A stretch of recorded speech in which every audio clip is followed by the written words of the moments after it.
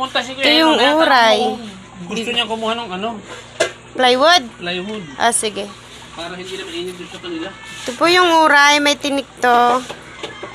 Kaya tanggal yung tinik. Tapos ipunin mo ng ganyan. May saluyot din kasama yan guys. Yun o, saluyot. Yan. Magkahalo na yan. Yan. Pares lang ang haba niyo sa... Gulayin namin. Bulang lang. Yan. Lalagyan nyo ng magic. Tapos nilagyan ko na yan ng bagoong. Antayin ko na lang kumulo. Lalagay ko na yung isda. Yan.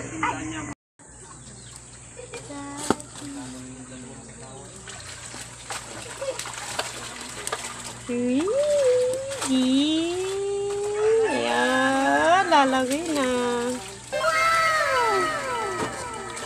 Yan.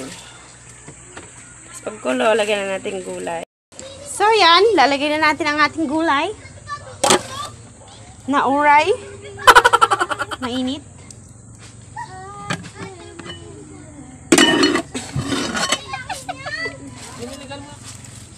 Hindi pa. Yan, kumukulo na. Lalagyan ko ng gulay.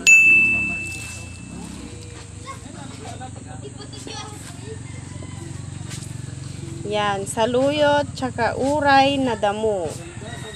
Yung kambing, inagawan ng pagkain. Kuneho, inagawan ng pagkain. Sa kahoy lang kami nagluluto. Kasi lockdown ngayon, kailangan magtipid. Yes, malapit na nakapaglaga. Yan, guys. Ayan. Kailangan. Pag matabang, lagyan na lang natin siya ng asin. Asin.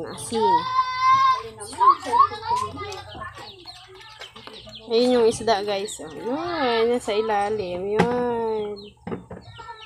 Ayun yung isda. Lumangoy na. Pag matabang, lagyan na lang nyo ng asin.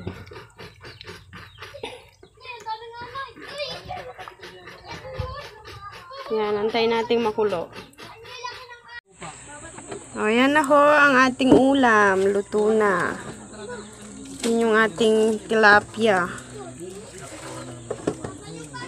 Yan yung ating tilapia. Buo pa. Ito na po yung gulay. Yan. So, yan. Sarap.